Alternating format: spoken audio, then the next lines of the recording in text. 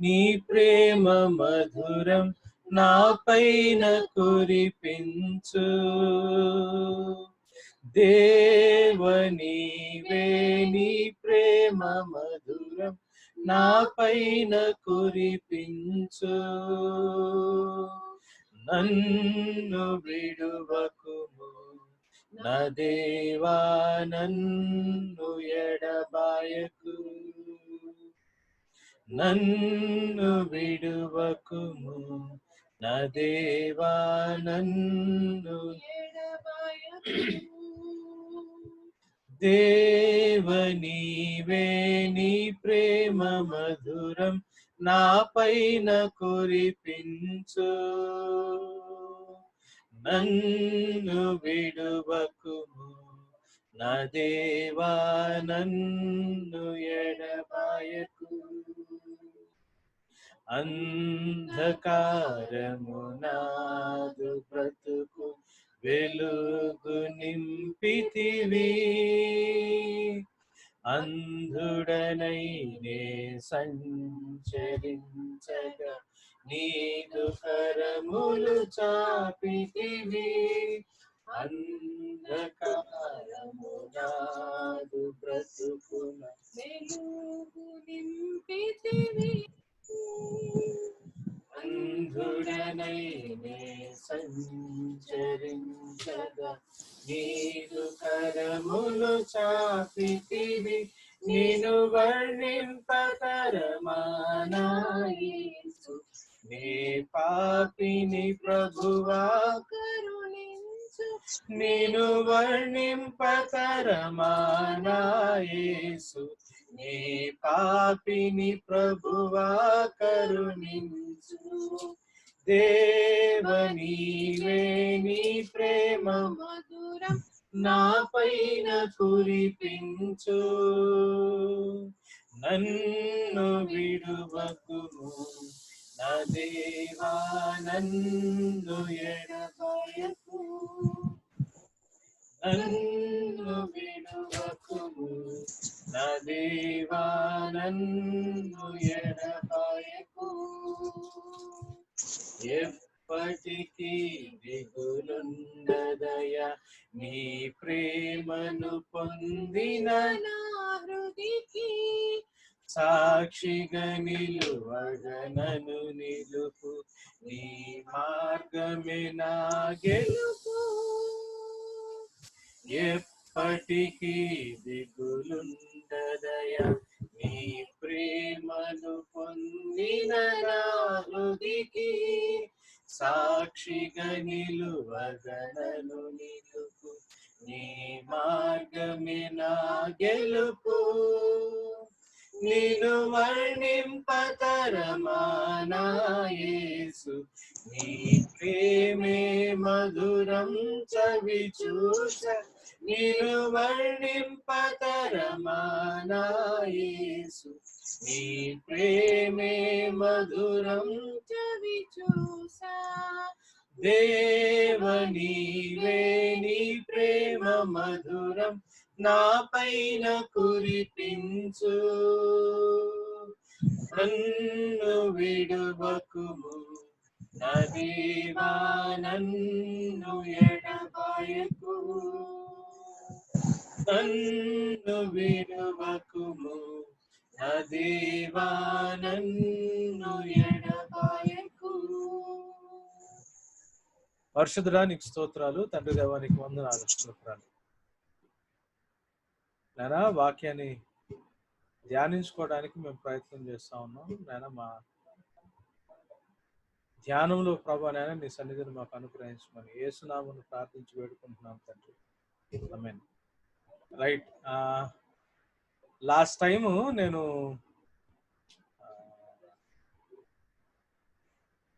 దేవుని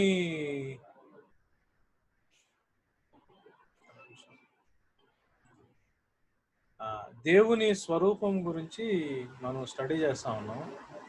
దాని మీద నేను 3 క్వశ్చన్స్ ఇచ్చాను. 3 క్వశ్చన్స్ మీరు ఏమన్నా వర్కౌట్ చేశారా ఎవరన్నా? సరే, మనం చివరిలోకి వెళ్ళిన తర్వాత దాన్ని చూద్దాం. ఈరోజు ద టాపిక్ ఫర్ టుడే దేవుని మహిమ. దేవుని మహిమ అనే అంశాన్ని మనం స్టడీ చేయడానికి ప్రయత్నం చేద్దాం. దాన్ని నేను స్క్రీన్ షేర్ చేస్తున్నాను. దేవుని మహిమ.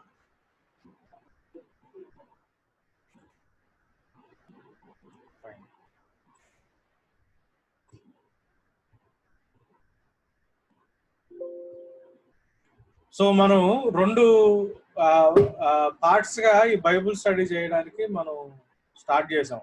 అందులో స్పెసిఫిక్ గా లాస్ట్ వీక్ నుంచి మనం తెలుసుకోవాల్సింది ఏంటి, మనం ప్రాక్టీస్ చేయాల్సింది ఏంటి.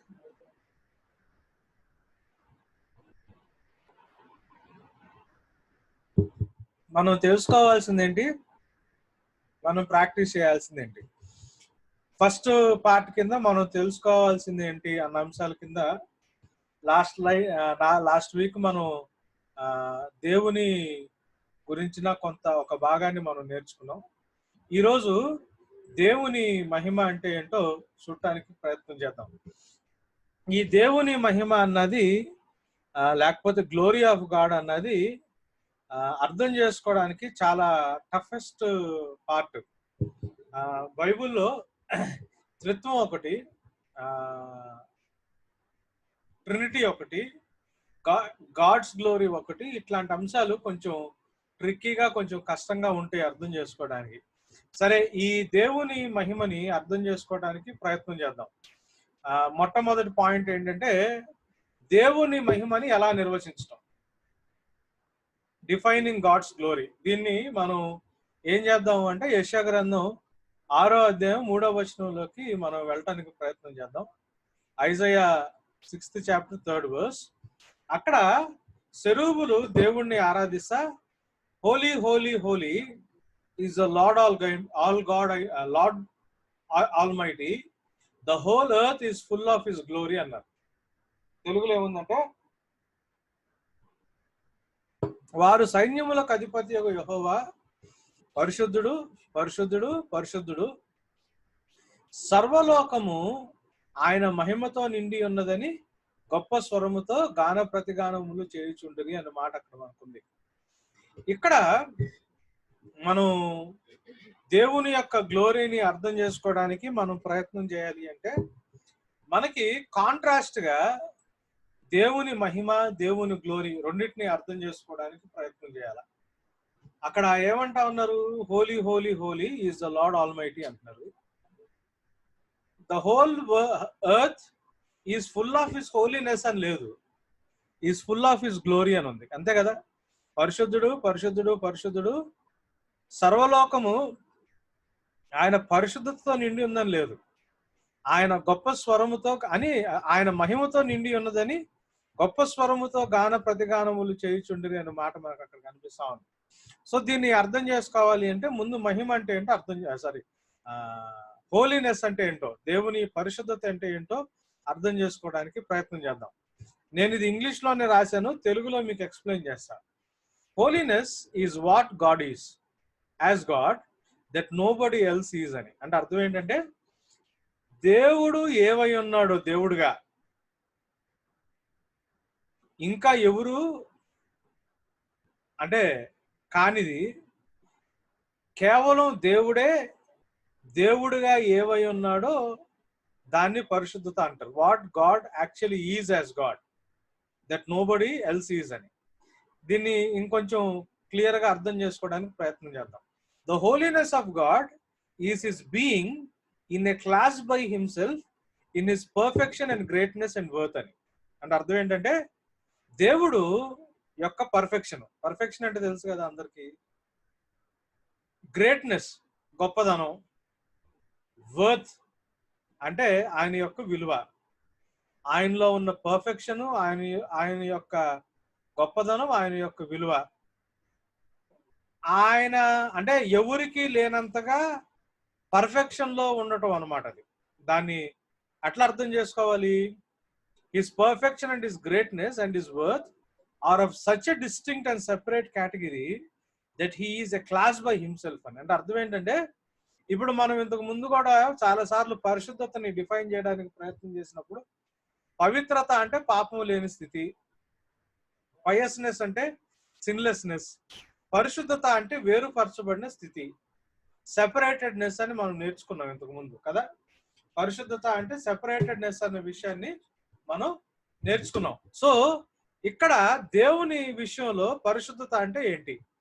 దేవుని విషయంలో పరిశుద్ధత అంటే ఏంటి అంటే, దేవుడు ఆయన పర్ఫెక్షన్ లో కావచ్చు, అంటే ఆయన యొక్క కరెక్ట్నెస్ లో కావచ్చు, ఆయన యొక్క గ్రేట్నెస్ లో కావచ్చు, ఆయన యొక్క గొప్పతనంలో కావచ్చు, ఆయన యొక్క వర్త్ లో కావచ్చు, ఆయన ఎంత అంటే విలువ అన్నట్టు వస్తువుకి మనం విలువ కడతాం, కానీ ఆయన ఎంత విలువైన వాడో లేకపోతే ఎంత ఉన్నతమైన వాడో, ఈ ఈ మూడు లక్షణాలు ఎవరికి లేనంతగా, కేవలం ఆయనకు మాత్రమే ఆపాదించబడినంతగా, ఎవరికి లేనంతగా, ఆయనకు మాత్రమే ఆపాదించబడినంతగా సెపరేటెడ్ గా ఉండేదాన్ని పరిశుద్ధత అంటారు. అంటే దేవుని యొక్క పర్ఫెక్షన్స్ కావచ్చు, గ్రేట్నెస్ కావచ్చు, వర్తినెస్ కావచ్చు, అవన్నీ అనంతంగా ఉంటాయి. దేవుడు ఎంత పర్ఫెక్ట్ అంటే ఎంత కరెక్ట్ గా ఉంటాడు అంటే అనంతం. దాన్ని మనం ఎక్స్ప్లెయిన్ చేయలేం. దాన్ని మనం దయచేసి మీరు ఎవరు కూడా అన్మ్యూట్ అవ్వద్దండి దయచేసి. మనం అన్మ్యూట్ అవుతా ఉంటే మీది డిస్టర్బెన్స్ లోపలికి వస్తా ఉంది. రైట్. దేవుని యొక్క పర్ఫెక్షన్స్ ఆయన ఎంతవరకు కరెక్ట్ అంటే ఆయన అనంతం. ఆయన పర్ఫెక్షన్ అంటే అనంతంగా పర్ఫెక్ట్ అని. ఎంత గొప్పోడు, అది కూడా వెలకట్టలేనంత గొప్పోడు. ఎంత ఘనమైన వాడు, ఎంత విలువైన వాడు అంటే అది కూడా వెలకట్టలేనంతగా ఇన్ఫినిట్ వర్త్ కలిగినాడు.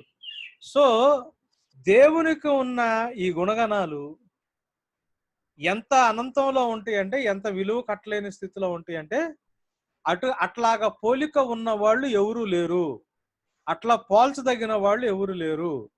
అట్లా పోల్చదగిన వారు ఎవరు లేని స్థితిని, అట్లాంటి సెపరేటెడ్ స్థితిని దాన్ని ఏమంటారు అంటే పరిశుద్ధత అంటారు.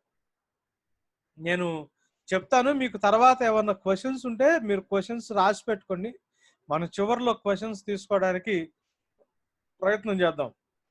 It is his quality of perfection that cannot be improved upon. అంటే ఎంత స్పెషల్ అంటే దేవుడు, ఆయన పర్ఫెక్షన్స్ లో ఎంత స్పెషల్ అంటే ఆ పర్ఫెక్షన్స్ అనేవి ఇంకా ఇంప్రూవ్ అవ్వడానికి ఛాన్స్ లేదు. అంటే ఎంత కరెక్ట్గా ఉంటాడు అంటే ఆ కరెక్ట్నెస్ అనేది ఇంకా అంతకంటే ఇంప్రూవ్ అవ్వదు, ఇంకా అంతకంతే అధిగమించలేదు. That cannot be imitated. ఎంత పర్ఫెక్ట్ గా ఉంటాడు దేవుడు అంటే ఎవరు కూడా దాన్ని ఇమిటేట్ చేయలేరు. ఎవరు కూడా దాన్ని ఏమంటారు, ఇమిటేషన్ అంటే తెలుసు కదా, అట్లానే అంటే దాన్ని అనుకరించడం. థ్యాంక్ యూ రా. ఎవరు కూడా ఆ పర్ఫెక్షన్ అనుకరించలేరు. That is incomparable. ఎవరితో కూడా పోలిక ఉండదు. That determines all that he is and is determined by nothing from outside him అని. అంటే ఆయన ఏమై ఉన్నాడో కేవలం ఆయన మాత్రమే, ఆయన ఏమై ఉన్నాడో కేవలం ఆయన మాత్రమే సూచించగలడు. కానీ ఆయనకు వేరుగా ఆయనలో ఉన్న పర్ఫెక్షన్ కావచ్చు, ఆయనలో ఉన్న దాన్ని ఏమంటారు గ్రేట్నెస్ కావచ్చు, ఆయనలో ఉన్న వర్త్ కావచ్చు, విలువ కావచ్చు, ఆయనకి వేరుగా మనం వర్ణించలేనంతగా, అది ఇంప్రూవ్ చేయలేనంతగా, అనుకరించలేనంతగా, పోలిక అంటే కంపేర్ చేయలేనంతగా, ఆయనే సరిసాటిగా ఆయనకు వేరుగా దాన్ని పోల్చలేని విధంగా ఉన్నదాన్ని ఏమంటారు అంటే పరిశుద్ధత అంటారు.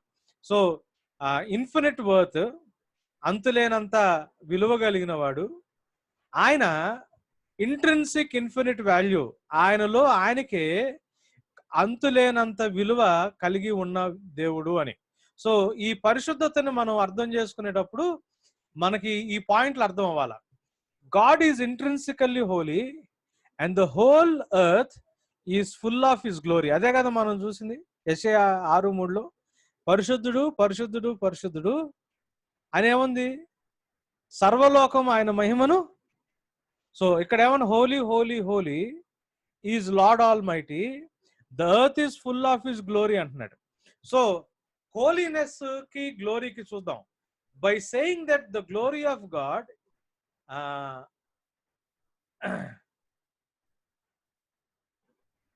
అంటే అర్థం ఏంటి?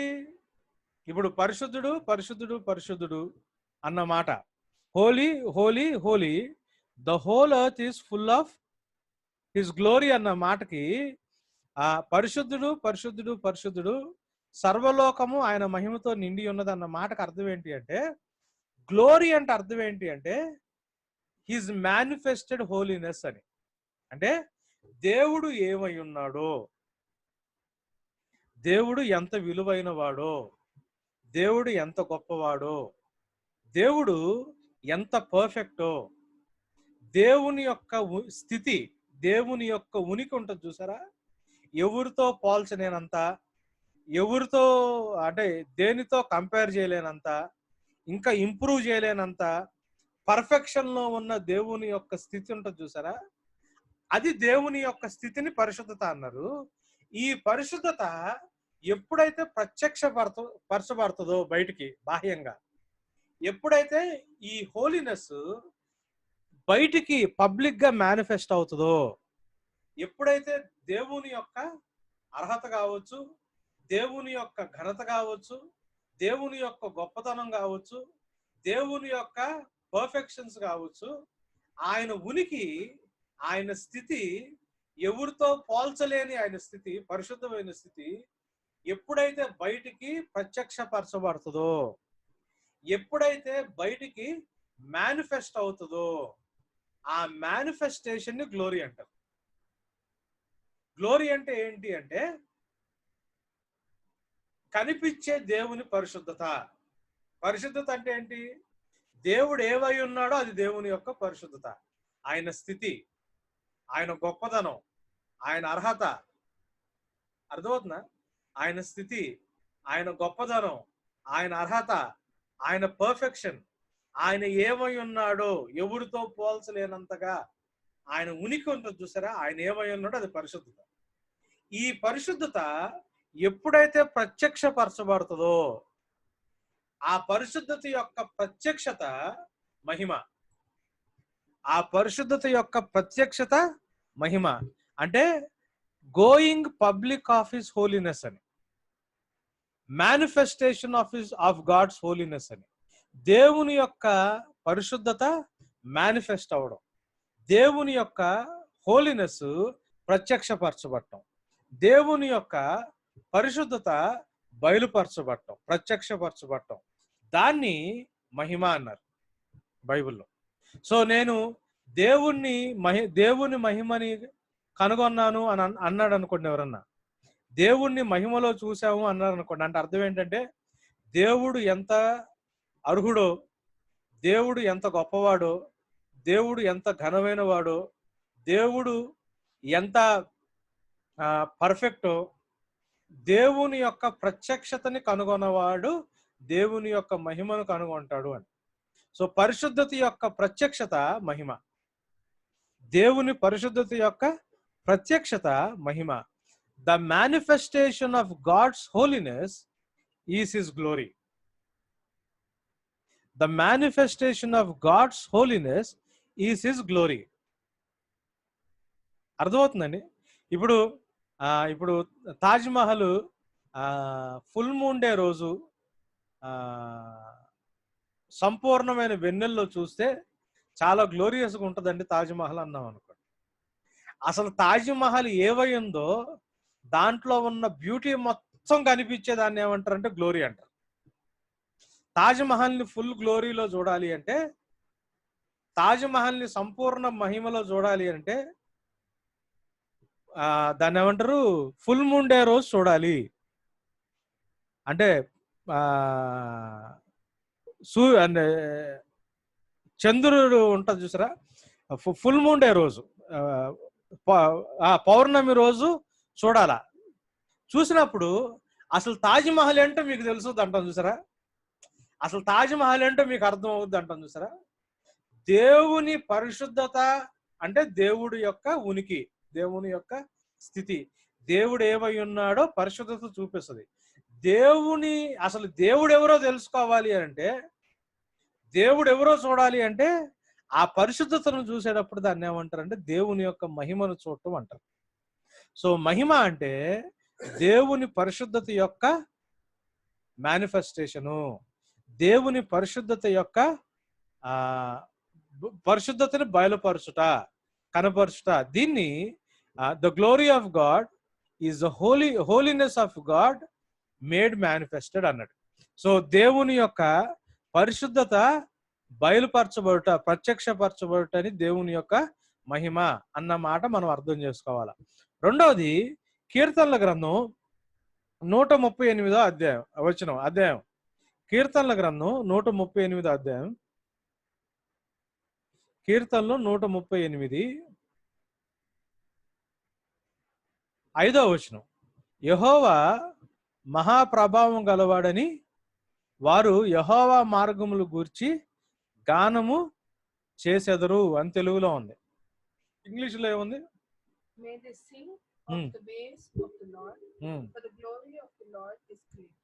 For the glory of the Lord is great అని ఉంది. ఇక్కడ తెలుగులో ఏమని రాశారు? యెహోవా మహాప్రభావము గలవాడని వారు యెహోవా మార్గముల గురించి గానము చేసెదరు. ప్రభావము అన్న మాట మహిమకి ప్రభావం అనే మాట ఇక్కడ ప్రభావముగా తర్జుమా చేయబడింది.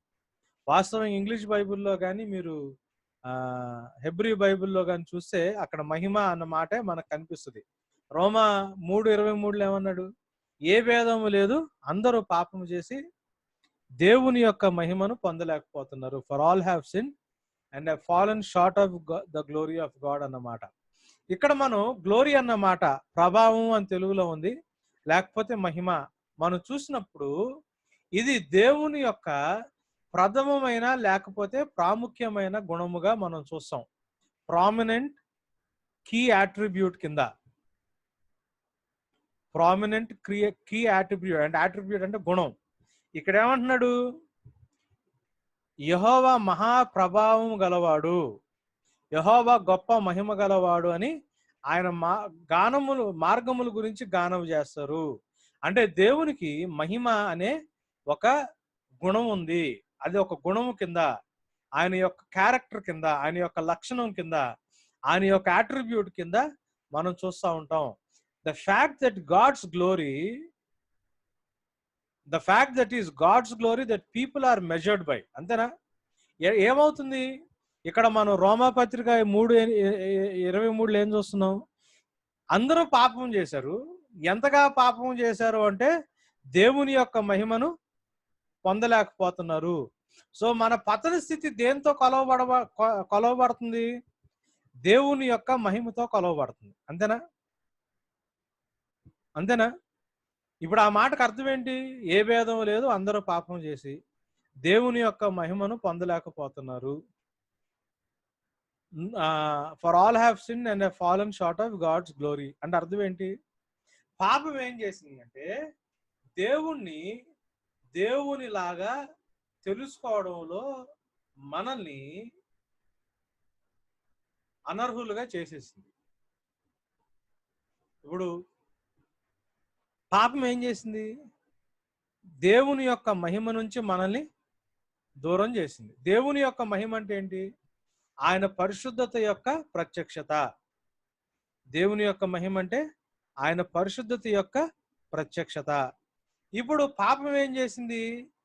దేవుని యొక్క పరిశుద్ధత యొక్క ప్రత్యక్షత నుంచి మనల్ని దూరం చేసింది. దేవుని యొక్క ఉనికి యొక్క ప్రత్యక్షత నుంచి మనల్ని దూరం చేసింది. దేవుడెవరో, ఆయన ఎంత గొప్పవాడో, ఆయన ఎంత ఘనమైన వాడో, ఆయన ఎంత అర్హుడో, ఆయన ఎంత ఉన్నతమైన వాడో తెలుసుకునే దాంట్లో నుంచి మనల్ని దూరం చేసింది అంటున్నాడు. సో మనిషి పతనం అన్నది దేంతో పోలుస్తున్నారు? దేంతో కొలుస్తున్నారు? దేవుని యొక్క మహిమతో కొలుస్తున్నారు. అంతేనా? ఏ భేదం లేదు, అందరూ పాపము చేసి దేవుడు అనుగ్రహించే మహిమకు దూరం అయిపోయారు. పాపం ఏం చేసింది? ఎంతగా పడిపోయారంటే దేవుని మహిమను పొందలేనంతగా పడిపోయారు. మనుషులు దేవుని మహిమే కొలమాను అను దేవుని మహిమ కొలమాను అనే సత్యమే మహిమ దేవుని యొక్క గుణం అనుటకు సూచన అంట. అంటే దేవుని మహిమ దేవుని గుణం అంటానికి సూచన ఏంటి అంటే, మనుషుల్ని కొలిచేది దేవుని మహిమతో కొలుస్తున్నారు చూసారా? ఆ కొలత అంటే ఇప్పుడు ఏమనంటారంటే ఇప్పుడు ఒకడు క్రికెట్ ఆడుతున్నాడు అనుకోండి, టండ్లుకర్ అంత గొప్పగా ఆడుతున్నాడు రా అంటున్నాం అనుకోండి, లేకపోతే బాలసుబ్రహ్మణ్యం అంత బాగా పాడుతున్నాడు రా అంటున్నాం అనుకోండి. ఇప్పుడు బాలసుబ్రహ్మణ్యానికి పాట అనేది ఆయన యొక్క గుణగణాల్లో ఆయన పాడగలిగే ఎబిలిటీ కలిగినోడు అని దానికి అర్థం కదా. ఇప్పుడు మనం దేంతో పోలుస్తున్నాం? అక్కడ దేంతో కంపేర్ చేస్తున్నాం? బాలసుబ్రహ్మణ్యం యొక్క పాట పాడగలిగే గొప్పదనంతో కంపేర్ చేస్తున్నాం. అంతేనా? ఇప్పుడు టండ్లుకర్ అంత గొప్పగా ఆడతాడు అన్నాను అనుకోండి, నేను ఎంత గొప్పగా ఆడతాను? టండ్లుకర్ అంత గొప్పగా ఆడతా అంటే టండ్లుకర్కి ఏముంది? గొప్పగా ఆట ఆడగలిగే లక్షణం ఒకటి ఉంది. అంతేనా? గొప్ప ఆట ఆడగలిగే లక్షణం ఒకటి ఉంది. గొప్పగా పాట పాడగలిగే లక్షణం బాలసుబ్రహ్మణ్యానికి ఉంది కాబట్టి వీడు బాలసుబ్రహ్మణ్యం అంత గొప్పగా పాడతాడరా అంటాం. సో మన పోలిక ఏం చేస్తుంది అంటే అవతలి వ్యక్తి యొక్క లక్షణాన్ని గుర్తు చేస్తుంది. అంతే కదా? మనం ఏ భేదం లేదు, మనం అందరం పాపం చేసి దేవుడు అనుగ్రహించే మహిమ నుండి పడిపోయాము. ఎంతగా పడిపోయాము అంటే దేవుని మహిమను తెలుసుకోవడంలో విఫలమయ్యేంతగా పడిపోయాము అన్న పోలిక మనకు వచ్చినప్పుడు మహిమ దేంతో సమానం అంటే దేవుని యొక్క గుణగణంతో సమానం. నేను చెప్పిన పోలిక అర్థమైందా? బాలసుబ్రహ్మణ్యం అంత బాగా పాడతాడు అని అంటే మనం పోల్చాము అంటే ఆ పాట ఏంటి? బాగా పాడగలగటం అన్నది బాలసుబ్రహ్మణ్యానికి ఉన్న ఒక లక్షణం.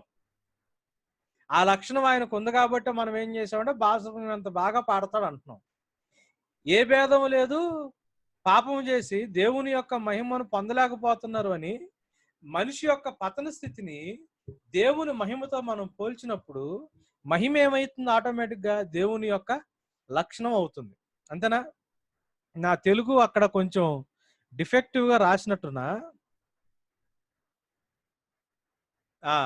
మనుషులు దేవుని యొక్క మహిమను కొలమానుగా కలిగి ఉన్నారన్న సత్యమే. అక్కడ తెలుగు కొంచెం కరెక్ట్ చేసుకోండి. మనుషులు దేవుని యొక్క మహిమను కొలమానుగా కలిగి ఉన్నారన్న సత్యమే మహిమ దేవుని గుణమనుటకు సూచన. మనుషులు దేవుని యొక్క మహిమను కొలమానుగా కలిగి ఉన్నారన్న సత్యమే మహిమ అన్నది దేవుని యొక్క గుణం అంటానికి సూచన. The fact that it is God's glory that people are measured by or compared to underlines that the glory is a key attribute of God. ఇప్పుడు బాలసుబ్రహ్మణ్యంతో పాటలు పాడే విషయంలో పోలుస్తున్నారన్న సత్యమే బాలసుబ్రహ్మణ్యానికి పాటలు పాడే ఒక లక్షణం ఉంది అంటానికి సూచన. అంతేనా? బాగా పాడతాడనే లక్షణం ఉంది అంటానికి ఒక సూచన. అట్లానే మానవులు మహిమ అంటే దేవుని మహిమను కొలమానుగా కలిగి ఉన్నారు అన్న సత్యమే దేవుని మహిమ అన్నది దేవుని గుణానికి ఒక సూచన. దేవుడు మహిమ అనే గుణం కలిగి ఉంటాడు అంటానికి అది ఒక సూచన. ఇప్పుడు అర్థమైందా కంపారిజన్? సో మహిమ అంటేనేమో మొట్టమొదటి మనం నేర్చుకున్నది ఏంటి? దేవుని పరిశుద్ధత యొక్క ప్రత్యక్షత, ఫస్ట్ పాయింట్. రెండవది ఏంటి? మహిమ అంటే దేవుని యొక్క గుణము లేదా గుణ లక్షణము, దేవుని యొక్క యాట్రిబ్యూటు, ప్రధానమైన లేకపోతే ముఖ్యమైన లక్షణము. రైట్. మూడో point, the glory is an integral aspect of God's presence. దేవుని మహిమ ఆయన సన్నిధి యొక్క అంతర్గత భాగము. దేవుని మహిమ అనేది ఆయన సన్నిధి యొక్క అంతర్గత భాగము. కీర్తనల గ్రంథం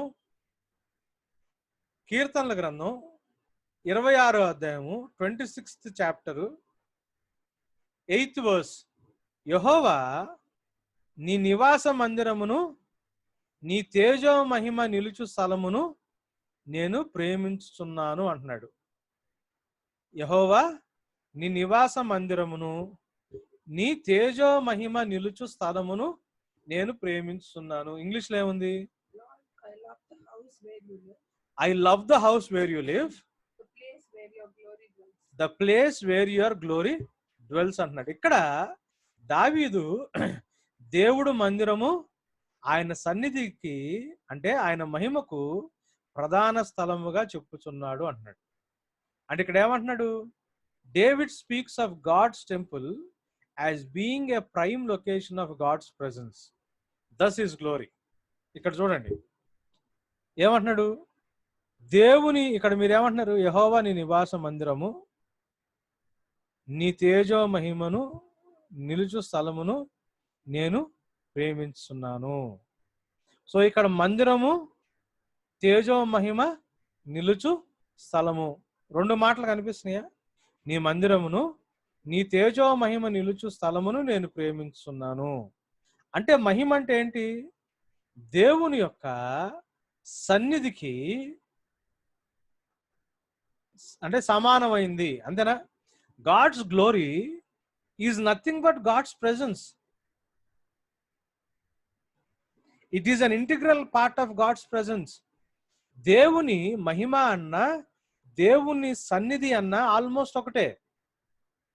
అక్కడ ఏమన్నాడు? నీ నివాస మందిరమును, నువ్వు నివసించే మందిరమును, నీ తేజో మహిమ నిలుచు స్థలమును. నువ్వు నివసించే మందిరం, నీ తేజో మహిమ నిలుచు స్థలము అంటే ఆయన నివాసము, ఆయన స్థలము, అంతేనా? ఆయన నివాసము, ఆయన మహిమ నిలుచు స్థలము రెండు ఒకే కాంటెక్స్ట్ లో చూస్తున్నాడు. ఆయన నివాస మందిరము, ఆయన తేజో మహిమ నిలుచు స్థలము రెండింటిని ఒకటే కాంటెక్స్ట్ లో చూస్తున్నాడు. ఇంకొంచెం ముందుకెళ్తే ఇది అర్థం అవుతుంది. చూడండి, God's glory manifest his presence. ఒకసారి లేవి కాండంలోకి వెళ్దాం. ఈ మూడో పాయింట్ అర్థం చేసుకోవడానికి 4వ పాయింట్ను కూడా మనం జాగ్రత్తగా చదువుదాం. లేవి కాండం 9వ అధ్యాయము, లేవి కాండం 9వ అధ్యాయము 23, 24 వచనాలు. మోషే అహరోనులు ప్రత్యక్ష గుడారములోకి పోయి వెలుపలికి వచ్చి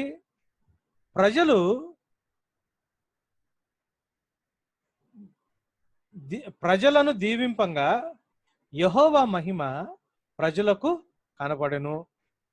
యెహోవా సన్నిధి నుండి అగ్ని బయలు వెళ్ళి బలిపీఠం మీద ఉన్న దహన బలి ద్రవ్యమును క్రొవ్వును కాల్చివేసెను. ప్రజలందరూ దాన్ని చూసి ఉత్సాహధ్వని చేసి సాగిలపడిరి అన్న మాట కనిపించింది. అవునా? అక్కడ ఏముంది? యెహోవా, మోషే, అహరోను ఇద్దరు ప్రత్యక్ష గుడారములోనికి పోయి వెలుపలకి వచ్చి ప్రజలను దీవింపంగా యెహోవా మహిమ ప్రజలందరికీ ఏమైంది? కనిపించింది. కనిపించిన తర్వాత ఏమైంది? యెహోవా సన్నిధి నుండి అగ్ని బయలు వెళ్ళి బలిపీఠం మీద ఉన్న దహన బలి ద్రవ్యమును క్రొవ్వును కాల్చివేసెను అన్న మాట ఉంది. ఇక్కడ 23వ వచనంలోని దేవుని మహిమ, 24వ వచనంలోని దేవుని సన్నిధి రెండు అనుసంధానంగా కనిపిస్తున్నాయి. అవునా? The glory of the Lord in verse 23 and the presence of the Lord in verse 24, they correlate. వాళ్ళకి ఏం కనిపించింది? దేవుని మహిమ కనిపించింది. తర్వాత మాట ఏమంటున్నాడు? కనిపించినప్పుడు దేవుని సన్నిధి నుండి అగ్ని బయలు వెళ్ళి అంటున్నాడు. సో అక్కడ దేవుని మహిమ, దేవుని సన్నిధి రెండు అనుసంధానంగా కనిపిస్తాయి, రెండు కోరిలేటివ్ గా కనిపిస్తాయి. ఇంకొంచెం అర్థం చేసుకోవడానికి ప్రయత్నం చేద్దాం.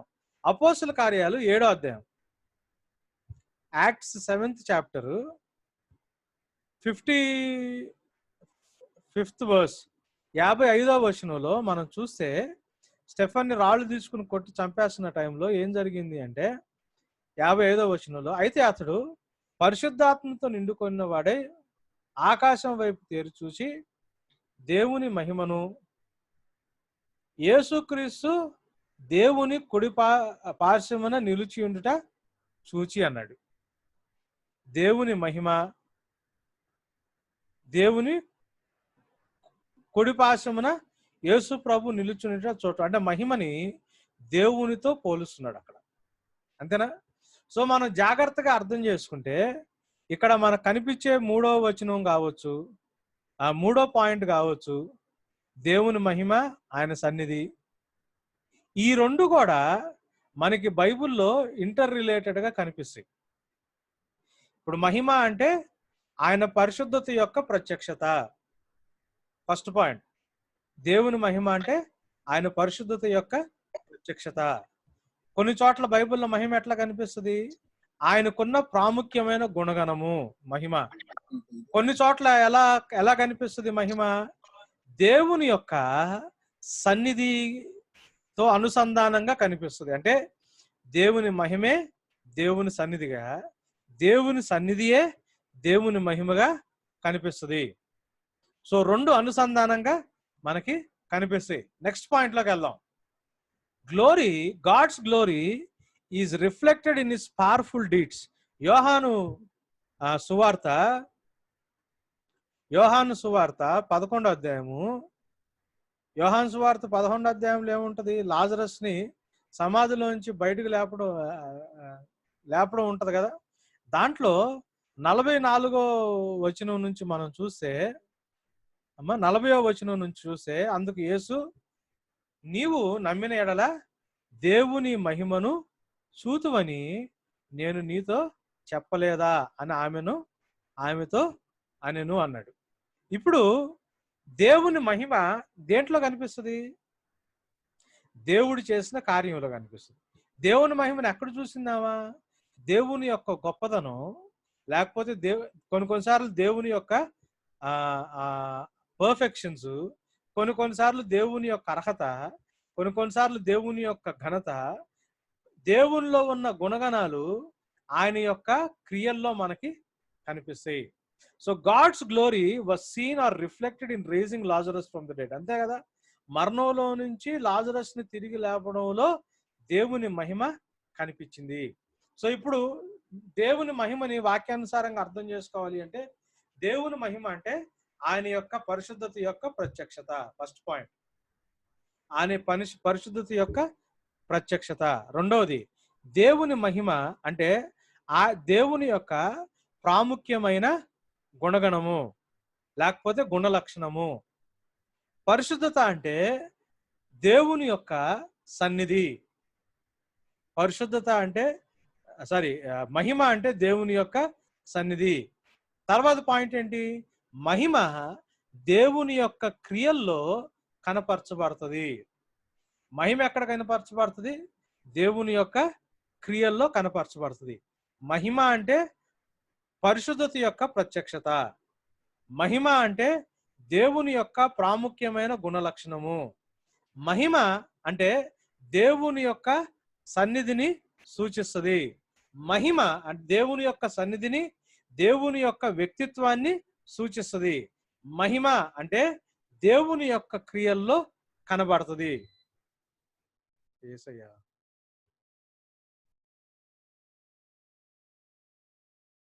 ఇదేంద్రా?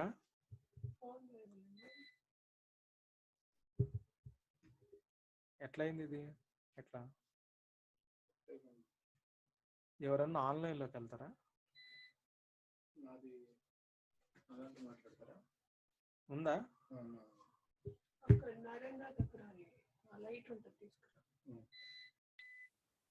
లోకం గమనించినప్పుడు దేవుని యొక్క మహిమ అంటే ఆయన వ్యక్తిత్వం, ఆయన గుణగణాలు, ఆయన సన్నిధి, ఆయన యొక్క పరిశుద్ధత, ఆయన యొక్క ఘనత, ఆయన యొక్క సంపూర్ణత అన్నది ఈ లోకానికి బయలుపరచబడుతుంది. ఈ లోకానికి బయలుపరచబడుతుంది. సో గ్లోరీ అన్నది చాలా ఎసెన్షియల్ ఫ్యాక్టర్. గ్లోరీ అన్నది చాలా ఎసెన్షియల్ ఫ్యాక్టర్. రైట్. గ్లోరీ అన్నది చాలా ఎసెన్షియల్ ఫ్యాక్టర్. అయితే మనం ఎప్పుడైనా కానీ మనం గమనించేటప్పుడు దేవుణ్ణి మహిమపరచటం అన్నది క్రైస్తవులకి ఉన్న ప్రాముఖ్యమైన లక్షణంగా, అంటే ఆర్డర్ గా మనం గమనించుకోవాలా. మానవులకి ఎప్పుడైనా కానీ దేవుడిచ్చిన ప్రాథమికమైన కమాండ్ ఏంటంటే దేవుణ్ణి మహిమపరచడం. దేవుణ్ణి మహిమపరచడం అంటే అర్థం ఏంటి? ఇప్పుడు మనం చూసిన దాని ప్రకారం దేవుని యొక్క ఉనికిని, దేవుని యొక్క గుణగణాల్ని, దేవుని యొక్క లక్షణాల్ని, దేవుని యొక్క పరిశుద్ధతని, అంటే దేవుణ్ణి లోకానికి మనం పరిచయం చేయగలగటం.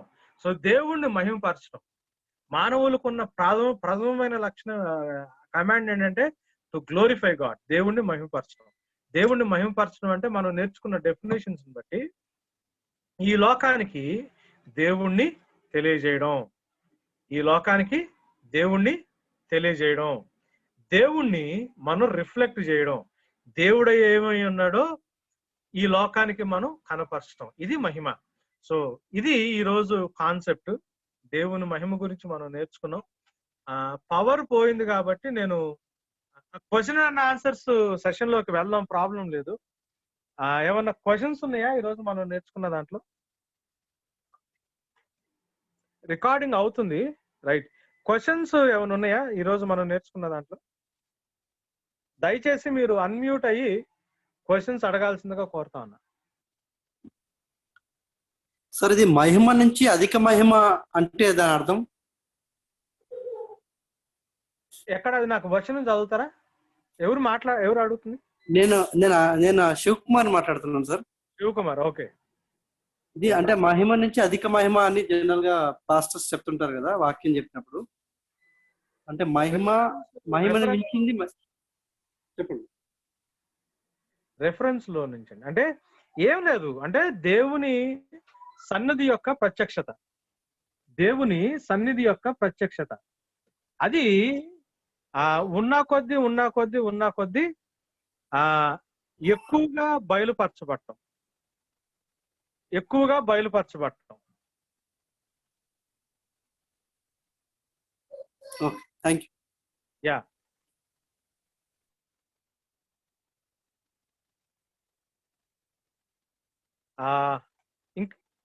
మహిమ నుంచి అధిక మహిమ, మేనిఫెస్టేషన్ అన్నది ఇంక్రీజ్ అవడం, రైట్?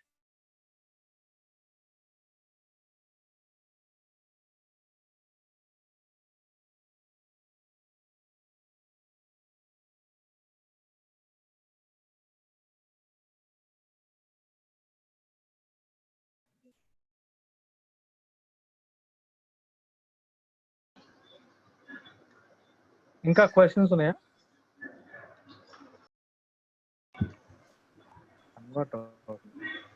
ఇంకా ఎవరికన్నా క్వశ్చన్స్? ఒక రిఫరెన్స్ పంపించారు. ఎవరు నాన్న? వినోదన్న 3:18 పంపించారు. మనం అందరమును ముసుగు లేని ముఖముతో ప్రభువు యొక్క మహిమను అద్దము వలె ప్రతిఫలింపజేయచ్చు, మహిమ నుండి అధిక మహిమ పొందుచు ప్రభువు ఆత్మ చేత ఆ పోలికగానే మార్చబడుచున్నాము. నాకు ఒకసారి రెఫరెన్స్ చెప్తావా నాన్న?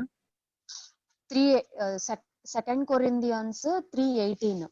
2 కొరింథియన్స్ 18th verse, రైట్? మనమందరము ముసుగులేని ముఖముతో ప్రభు యొక్క మహిమను అద్దం వల్లే ప్రతిఫలింపు చేస్తున్నాము. అంటే ఏం చేస్తున్నాము? దేవుడు ఏమై ఉన్నాడో దాన్ని మనం ఏం చేస్తున్నాము అంటే జనాలకి తెలియజేస్తున్నాం. ఇప్పుడు రిఫ్లెక్షన్, ఇప్పుడు సన్ ఉన్నాడు అనుకోండి, సన్ను ఏం చేస్తాడు? ఇప్పుడు ఆ సన్నుకి ముందు అద్దం పెట్టి అద్దాన్ని మనం ఎప్పుడైతే రిఫ్లెక్ట్ చేస్తామో అవతల వాళ్ళకి ఏం కనిపిస్తారు? ఎవరు కనిపిస్తారు? అర్థమవుతుందా? ఇప్పుడు సన్ను ఎదురుగా అద్దం పెట్టి రూమ్ లో ఉన్న వాళ్ళకి మనం ఇట్లా చూపిస్తున్నాం అనుకోండి, రూమ్ లో ఉన్న వాళ్ళకి అద్దంలోంచి ఎవరు కనిపిస్తారు? సూర్యుడు కనిపిస్తాడు. అర్థమవుతుంది కదా? సో ఇక్కడ అటువంటి మాటను మాట్లాడుతున్నాడు. మనం అందరం ముసుగులేని ముఖంతో ఏం చేస్తున్నాము? ప్రభు యొక్క మహిమను అద్దం వలె ప్రతిఫలింపజేయుచున్నాము. మహిమనంటే ఆయన యొక్క దాన్ని ఏమంటారు, దేవుని యొక్క పరిశుద్ధత, దేవుని యొక్క సన్నిధిని లేకపోతే దేవుని యొక్క పరిశుద్ధతని మనం ఏం చేస్తున్నామంటే ప్రతిఫలింపజేస్తున్నాము, అంటే రిఫ్లెక్ట్ చేస్తున్నాము. రిఫ్లెక్ట్ చేస్తా మనం ఏమవుతున్నామంటే మహిమ నుండి అధిక మహిమ పొందుచు, అంటే గ్లోరీ ఆఫ్ గాడ్ ని మనం ఉన్నా కొద్దీ ఎక్కువ రిఫ్లెక్ట్ చేస్తూ, దేవుని యొక్క పర్సన్హుడ్ ని, దేవుని యొక్క వ్యక్తిత్వాన్ని మనం రిఫ్లెక్ట్ చేస్తూ ప్రభు ఆత్మ చేత ఆ పోలికగానే మార్చబడుతున్నాం. మనం ఎవరినైతే రిఫ్లెక్ట్ చేస్తున్నామో మనం ఎవరినైతే రిఫ్లెక్ట్ చేస్తున్నామో ఆయన పోలికలోనే మనం మార్చబడుతున్నాం. కరెంట్ పోవడం చాలా కన్ఫ్యూజ్ చేస్తున్నట్టుంది. ఇప్పుడు ఇది అర్థం అనుకుందాం అనుకో. ఈ అర్థం ఏం చేస్తుంది అంటే ఇప్పుడు ఇటు పక్క సూర్యుడు ఉంటాడు, ఇటు పక్క ఎక్కడో సూర్యుడు ఉన్నాడు. ఈ సూర్యుడిని రిఫ్లెక్ట్ చేసి అవతల వ్యక్తికి ఈ వ్యక్తిని కనిపించినట్టు చేస్తాం. సో ఇక్కడ ఈయన ఏమంటారు, మనం అందరము ముసుగులేని ముఖంతో ప్రభు యొక్క మహిమ అంటే ఏంటి? ఆయన పరిశుద్ధత యొక్క ప్రత్యక్షత. ఆయన పరిశుద్ధత యొక్క ప్రత్యక్షతను ఏం చేస్తున్నామంట? అర్థం వల్లే ప్రతిఫలింపజేస్తున్నాం. సో దేవుడు ఏమై ఉన్నాడో, దేవుని యొక్క ఔన్నత్యం ఏమై ఉన్నదో, దేవుని యొక్క గొప్పతనం ఏమై ఉన్నదో, దేవుని యొక్క ఘనత ఏమై ఉన్నదో, మనం దేవుని యొక్క ఆ మహిమను లోకంలో మనం ప్రతిఫలింపజేస్తున్నాం, రిఫ్లెక్ట్ చేస్తున్నాం. ఇట్లా రిఫ్లెక్ట్ చేస్తా ఈ రిఫ్లెక్షన్ రోజు రోజుకి ఇంక్రీజ్ అయ్యి, ఈ రిఫ్లెక్షన్ మహిమ నుండి అధిక మహిమకు, అంటే రోజు రోజుకి ఎక్కువగా ఇది ఎక్కువయ్యి ఫైనల్ గా మనం ఎవరినైతే రిఫ్లెక్ట్ చేస్తున్నామో ఆయన పోలికలోకి మనం మారిపోతున్నాం. సో దాని గురించి మాట్లాడుతున్నాడు అక్కడ, సో ఇప్పుడు అర్థమైందండి దాని కాన్సెప్ట్, రైట్? ఇంకా ఏమైనా ఉన్నాయా క్వశ్చన్స్? ఏమైనా ఉన్నాయా?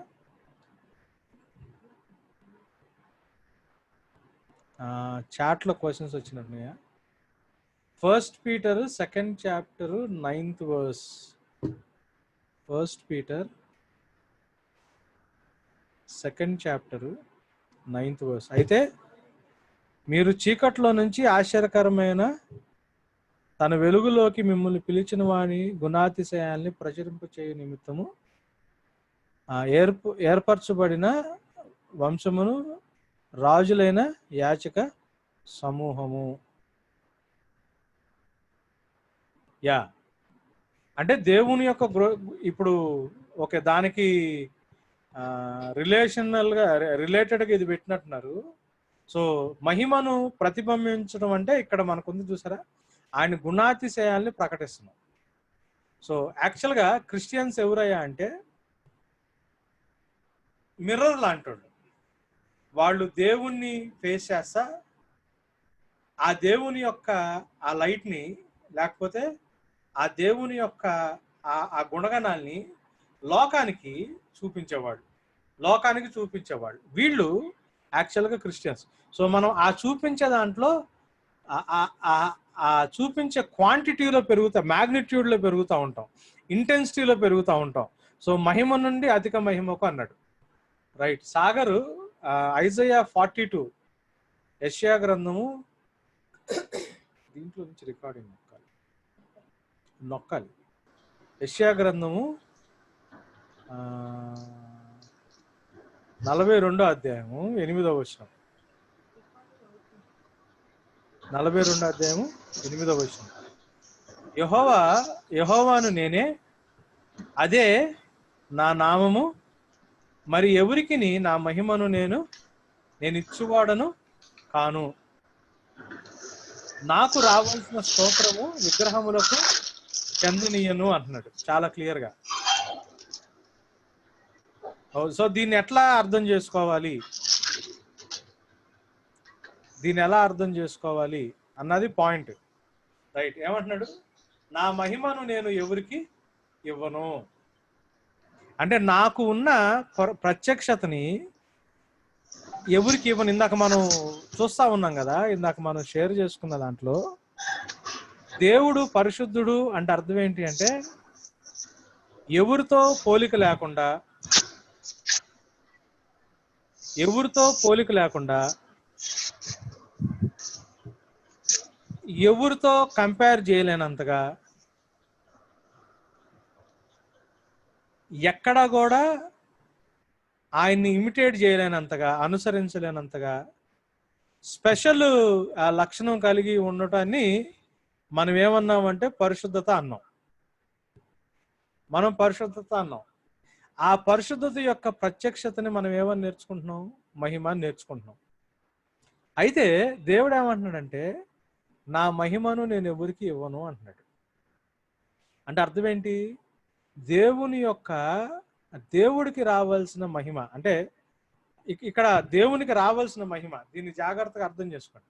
మనం ఏం చేయాలా? దేవుణ్ణి మహిమపరచాలా. అంటే దేవుని యొక్క గుణగణాలని, దేవుని యొక్క లక్షణాలని. ఇప్పుడు ఏమవుతుందంటే, ఇప్పుడు దేవుడు సృష్టిని మనం చూసామనుకోండి, దేవుడు చేసిన క్రియేషన్ మనం చూసామనుకోండి, మనం ఏం చేయాలి? ప్రభువా నీ క్రియలు ఎంత గొప్పవా అని మనం ఎవరిని మహిమపరచాలా? దేవుణ్ణి మహిమపరచాలా.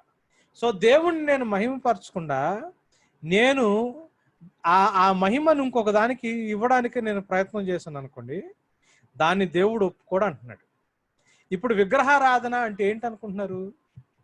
విగ్రహారాధన అంటే ఏంటంటే దేవుని యొక్క ప్రత్యక్షతని దేవుడు కాని దానికి ఆపాదించడం. దేవుని యొక్క ప్రత్యక్షతని దేవుడు కాని దానికి ఆపాదించడం. అంటే ఇప్పుడు ఎట్లుంటది? దేవుని సృష్టిలో బ్యూటీ ఉంటుంది. దాన్ని సృజించిన వాళ్ళు ఎవరు? దేవుడు. దేవుడికి కాకుండా ఏ సృష్టికి ఆపాదించడం, మనుషులకు కావచ్చు, జంతువులకు కావచ్చు, వస్తువులకు కావచ్చు. దేవుని సృష్టిలో ఘనమైనవి ఉంటాయి. ఆ ఘనత దేవునికి కాకుండా ఇంకొక వస్తువుకి కానీ, ఇంకొక మనిషికి కానీ, ఇంకొక పరిస్థితికి కానీ ఆపాదించడం. సో నేను దేవుడికి చెందవలసిన మహిమని నేను దేవుడికి చెందనీయకుండా ఇది ఇంకొకళ్ళలాగా. ఇప్పుడు ఎట్లా చెప్పాలి అంటే, ఇప్పుడు దేవుడు భూమి మీద వర్షాలు కురిపిస్తున్నాడు. ఆ వర్షాల నుంచి పంటలు పండుతున్నాయి. ఇప్పుడు ఈ వర్షం అనే కాన్సెప్ట్ని ఈ సృష్టిలో పెట్టిన ఆయన ఎవరు? దేవుడు కదా. చాలా గొప్పగా రీసైకిల్ అయ్యే లక్షణాన్ని దేవుడు పెట్టాడు. భూమిలో ఉన్న నీళ్లు ఆవిరయ్యి మేఘాల ఫామ్లో గాల్లోకి వెళ్ళి మళ్ళీ ఏమవుతుందంటే భూమిని తడపడానికి వర్షం రూపంలో ఇక్కడికి వచ్చి మళ్ళీ పంటలను పండించడం అన్నది దేవుడు పెట్టిన మెకానిజంలో ఉన్న బ్యూటీ. సో నేనేం చేయాలి? ఇది దేవుని యొక్క క్రియల్ని సూచిస్తుంది కాబట్టి ఆ మహిమ ఎవరికి చెందాలా? దేవుడికి చెందాలా. ప్రభువా నువ్వెంత గొప్పడివి, నువ్వు భూమి మీద ఉన్న నీళ్ళని ఆకాశంలోకి తీసుకెళ్ళి మరలా భూమిని తడిపి మొక్కలు మొలిపించడానికి నువ్వు ఒక గొప్ప మెకానిజంని నువ్వు ఈ సృష్టిలో పెట్టావు అని నేను దేవుణ్ణి మహిమపరచాల్సింది పోయి, దేవుని కార్యాలని నేను కీర్తించాల్సింది పోయి, నేను వరుణదేవుడు వానదేవుడు అనేవాడు ఒకడు ఉన్నాడు, ఆ వరుణదేవుడు వల్లే వర్షాలు పడుతున్నాయి అని ఒక దేవుడికో, లేకపోతే మేము కప్పల్ని తీసుకొచ్చి మనోళ్ళు కొంతమంది పెళ్ళిళ్ళు చేస్తారు, కప్పలకి పెళ్ళిళ్ళు చేసి ఈ కప్పల నుంచి ఆ వర్షాలు పడినాయి అని చెప్పి ఆ క్రియల యొక్క గొప్పదనాన్ని నేను కప్పలకు ఆపాదించాను అనుకోండి, అది విగ్రహారాధన. దేవుడు ఏమంటాడంటే నేను ఎప్పటికీ కూడా నా మహిమను నేను ఇంకెవరితో కూడా నేను ఎవరికి ఇవ్వను అంటున్నాడు. నేను ఇవ్వను అంటున్నాడు. ఒకవేళ దేవుని మహిమని దేవుడికి ఇవ్వకుండా ఇంకెవరికన్నా ఇస్తే, దేవుడి మహిమని దేవుడికి ఇవ్వకుండా ఇంకెవరికన్నా ఇస్తే అది విగ్రహారాధన అవుతుంది. సో దేవుణ్ణి మహిమపరచడం అంటే దేవుణ్ణి ఆయన చేసిన క్రియలకి, ఇందాక నేను మీకు షేర్ చేసే దాంట్లో ఒక లక్షణం నాకు తెలిసి మిస్ అయినట్టుంది. నేను ఆ పాయింట్ ఒకసారి చెప్పి నేను ముగిచేస్తాను. 6th పాయింట్, యా, మీకు అక్కడ కనిపిస్తుందా స్క్రీన్ మీద? God's glory is evidence throughout the earth and heavens అని. దేవుని మహిమ భూమి ఆకాశములో ప్రత్యక్షపడుచున్నది అని అంటది. కీర్తనల గ్రంథం 8వ అధ్యాయం 1వ వచనంలో, కీర్తనల గ్రంథం 8వ అధ్యాయం 1వ వచనంలో మనకి యెహోవా మా ప్రభువా, ఆకాశముల్లో నీ మహిమ కనపరచువాడా, భూమి అందంతటా నీ నామం ఎంత ప్రభావం గలది అని. సో ఈ సృష్టిలో దేవుని మహిమ, ఈ సృష్టి దేవుడు మహిమకి సాక్ష్యం.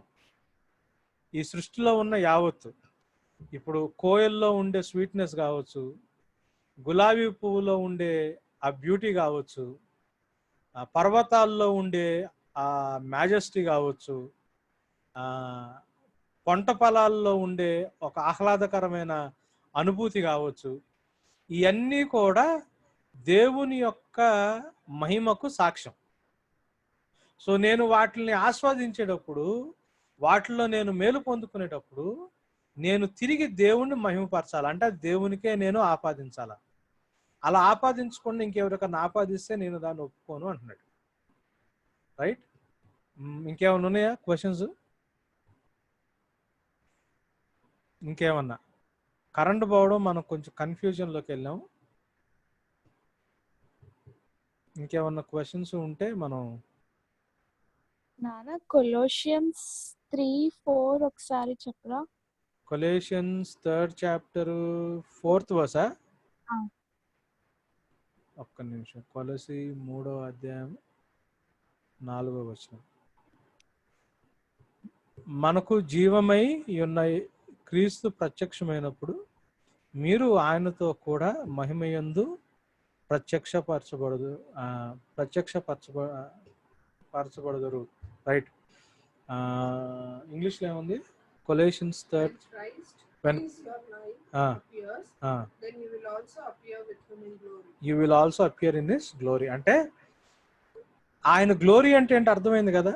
ఆయన సన్నిధి. ఆయన గ్లోరీ అంటే ఏంటి అంటే ఆయన మేనిఫెస్టేషన్ ఆఫ్ హిస్ హోలీనెస్.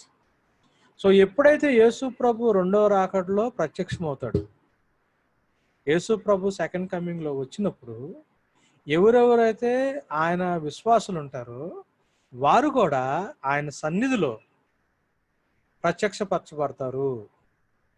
అంటే పీటర్ కూడా దీని గురించి రాస్తాడు, మనం ఏమై ఉన్నాం ఇప్పుడు మనకు తెలియదు అని. చాలాసార్లు మనకున్న ప్రాబ్లం ఏంటంటే యేసు ప్రభుని నమ్ముకుంటాం, యేసు ప్రభు కొరకు మనం బ్రతుకుతూ ఉంటాం. ఈ లోకంలో బ్రతుకుతూ ఉన్నప్పుడు మనకి దాని యొక్క బెనిఫిట్ ఏం కనిపించదు. జనాలు మనల్ని ఎగతాళి చేస్తూ ఉంటారు, చాలాసార్లు జీవితంలో నష్టపోతాం, జనాలు చేత మోసపరచబడతాం, మనల్ని తక్కువ వాళ్ళ కింద చూస్తారు, మనల్ని ఇబ్బంది పాలు చేస్తుంటారు. మనం వేరే దేవుణ్ణి నమ్ముకున్నాం కదా, ఏంటి మనకి దానివల్ల మేలేంటి మనకు అర్థం కాదు. ప్రభువుని నమ్ముకున్న కొన్నిసార్లు అన్యాయాన్ని భరించాల్సి వస్తుంది, అన్యాయాన్ని సహించాల్సి వస్తుంది, మనం చేయని తప్పు మనం అనుభవిస్తూ ఉంటాం. దేవుణ్ణి జవాబు అడుగుతాం కానీ దేవుడి దగ్గర నుంచి కొన్నిసార్లు జవాబు రాదు. మనం అటువంటి టైంలో మనకి ఏమనిపిస్తుంది అంటే దేవుడిని నమ్ముకున్నాం కదా, ప్రభువుని మనం వెంబడిస్తున్నాం కదా, దీనివల్ల మనకు వచ్చే బెనిఫిట్ ఏంటి అని. మన బెనిఫిట్ ఎప్పుడు కనిపిస్తుందా అంటే యేసు ప్రభు వచ్చినప్పుడు, తిరిగి వచ్చినప్పుడు ఆయన ఏ మహిమలో అయితే ఉంటాడు, మహిమ అంటే అర్థమైంది కదా, ఆయన హోలీనెస్ యొక్క మేనిఫెస్టేషన్ ఏదైతే జరుగుతూ ఉంటుందో, ఆయన యొక్క సన్నిధి ఏదైతే ఉంటుందో, ఆయన సన్నిధిలో ఆ మేనిఫెస్టేషన్లో మీరు నేను కూడా ఆయనతో పాటు అక్కడ కనిపిస్తామంట లోకానికి. అప్పుడు జనాలకు అర్థమవుతుంది, అరే ఈ దేవుణ్ణి నమ్ముకున్నోడరా అని. యేసు ప్రభుతో పాటు ఇప్పుడు యేసు ప్రభు ఈ లోకంలోకి వచ్చినప్పుడు లోకస్తులకు యేసుప్రభు ఎట్లా కనిపించాడు? దేవుడు కుమారుడు అని చెప్పాడు. ఆయన శిష్యులకు ఆయన మహిమను చూపిస్తా ఉన్నాడు. కొంతమంది ఆయన అద్భుతాలు చూశారు. కానీ ఫైనల్గా ఆయన శిలువ మీద చచ్చిపోవడం, అంత నిస్సహాయ స్థితిలో చచ్చిపోవడమే కదా జనాలు చూసింది. ఒక 500 మంది ఆయన తిరిగి లేకపోవడం చూశారు, తిరిగి లేచిన తర్వాత చూశారు. మిగతా ప్రపంచం అప్పుడున్న రోమా సామ్రాజ్యానికి కానీ, అప్పుడున్న ఇజ్రాయెల్ యెరూషలేం పట్టణానికి కానీ, ఇజ్రాయెల్ దేశానికి కానీ యేసు ప్రభు గురించి ఏం తెలుసు? అరే దేవుడు కుమారుడు అని చెప్పాడు, దిక్కులేని సాగు చచ్చిపోయాడురా, దిగంబరంగా అంత అవమానంగా చచ్చిపోయాడు, ఎందుకురా బాబు ఇట్లా చచ్చిపోయాకంటే మనం ప్రశాంతంగా ఉండటమే బెస్ట్ కదా అని ఆలోచించుకునే వాళ్ళు చాలా మంది ఉంటారు కదా. కానీ యేసు ప్రభు ఎవరో ఎట్లా తెలుసుద్ది, ఎప్పుడు తెలుసుద్ది అంటే ఆయన రెండవ రాకడలో దేవుడు ఆయన మహిమపరిచినప్పుడు తెలుసుద్ది. ఇప్పుడు మన పరిస్థితి కూడా అంతే. ప్రస్తుతం మనం ఏం దేవుడికి అర్థం కాదు.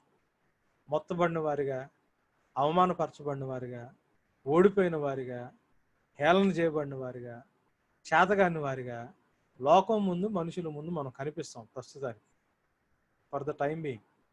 కానీ ఆయన వచ్చినప్పుడు మాత్రం ఆయనతో పాటు మహిమలో మనం ప్రత్యక్షమవుతాం. రైట్. ఇంకొకళ్ళు ప్రభు గారు Romans 8th chapter 17th verse, రోమా 8:17,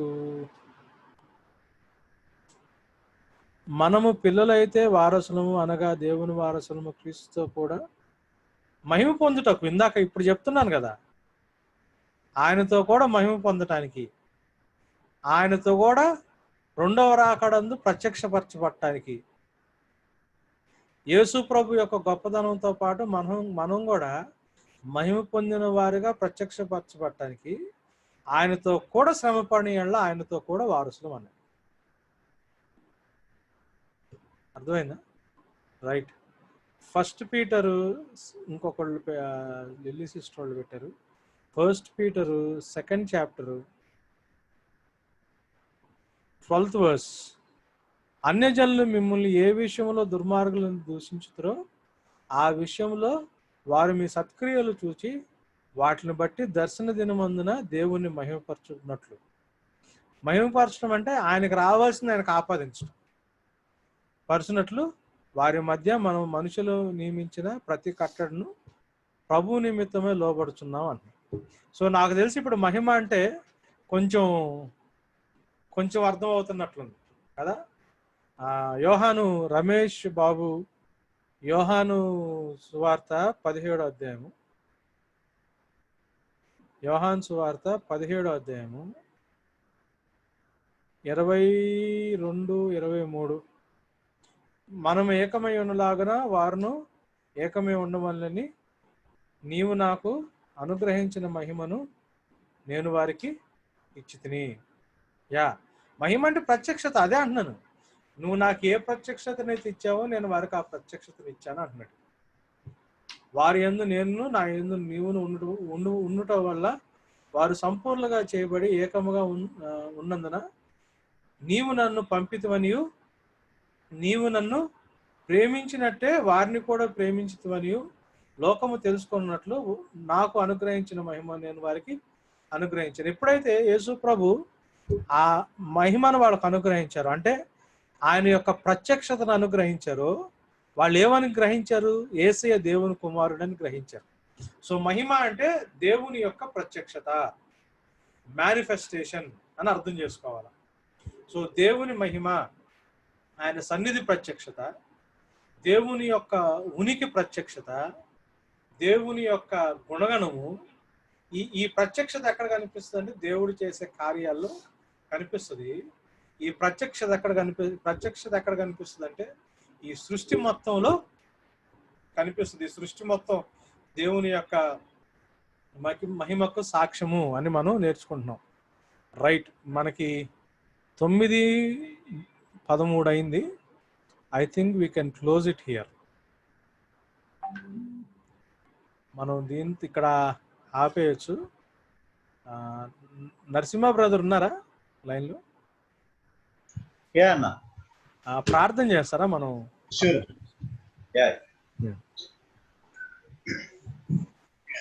మహాపరిశుద్ధుడైన సమయాన్ని బట్టి తండ్రి నాయన వందనాలు. ప్రభా నాయన నీ మహిమను గురించి తండ్రి నాయన మేము తెలుసుకోవడానికి తండ్రి ప్రభా నీవు ఇచ్చినటువంటి నీ కృపను బట్టి తండ్రి నాయన వందనాలు, స్తోత్రములు. ప్రభా నాయన ఈ లాక్డౌన్ సమయంలో తండ్రి మేమందరము ఈ విధముగా కూడి తండ్రి నాయన తండ్రి నేను నీ వాక్యాన్ని ధ్యానించుకోవడానికి తండ్రి నేను నీవు ఇచ్చినటువంటి కృపను బట్టి ప్రభా నాయన వందనాలు, స్తోత్రం చెల్లించుకుంటున్నాం. అలాగే ప్రభా ప్రస్తుతం ఉన్న ప్రతి పరిస్థితిని తండ్రి నీ చేతులకు అప్పగిస్తున్నాం తండ్రి. అయినా నీ మహాకృప కనికరము ప్రభా మా ఎడల, మా దేశం ఎడల, మా రాష్ట్రాల ఎడల నుంచి మనం అడుగుతున్నాం ప్రభా. ఆయన నీ చిత్తమైతే ప్రభా నైనా యొక్క వ్యాక్సిన్ ప్రభా నైనా త్వరగా పొందుకోవడానికి తండ్రి నీ కృప చూపించండి. హాస్పిటల్స్ లో ట్రీట్మెంట్ పొందుకుంటున్న బిడ్డలను ప్రభా నైనా జ్ఞాపకం చేసుకొని తండ్రి నాయన వారు త్వరగా కోలుకోవడానికి కూడా కృప చూపించుకొని అడుగుతున్నాం తండ్రి. సహాయం చేయండి. మరి ఈ రోజు ప్రభా నైనా ఆయన నీ వాక్యాన్ని ఆయన ధ్యానించి తండ్రి నాయన నీ మహిమ గురించి తెలుసుకోవడానికి తండ్రి అయినా మీరు మాకు ఇచ్చినటువంటి కృపను బట్టి మరొకసారి నీకే కృతజ్ఞతాస్తుతులు చెల్లిస్తూ యేసు అని పరిశుద్ధ నామంలో ప్రార్థన సమర్పించుకుంటున్నాం తండ్రి. ఆమేన్. ఆమేన్.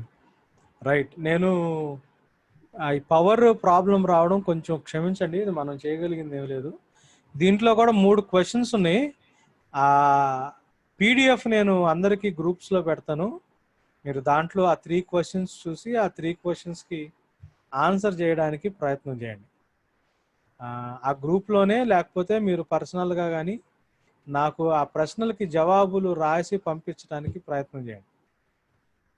Thank you. God bless you. ఈరోజు అయిపోవడానికి ఇంకెవరన్నా కొంతసేపు ఉండి ఫెలోషిప్లో మాట్లాడుకోవడానికి కానీ టైం స్పెండ్ చేయడానికి కానీ మీరు ప్రయత్నం చేయొచ్చు. నేను ఉంటాను. యా, అర్థమైందండి? కన్ఫ్యూజ్ చేశానా? దేవుని మహిమ. డానియల్ గారు అట్లా నవ్వేశారేంటి? కన్ఫ్యూజ్ చేశానా? లేదన్నా, కన్ఫ్యూజ్. ఆల్రెడీ ఇది మాకు ఒకసారి దీనిపైన శ్రీకాకుళంలో మీరు మాట్లాడారన్నా. ఓకే. అంటే ఏదో క్లాస్ చెప్తూ మధ్యలో దీని గురించి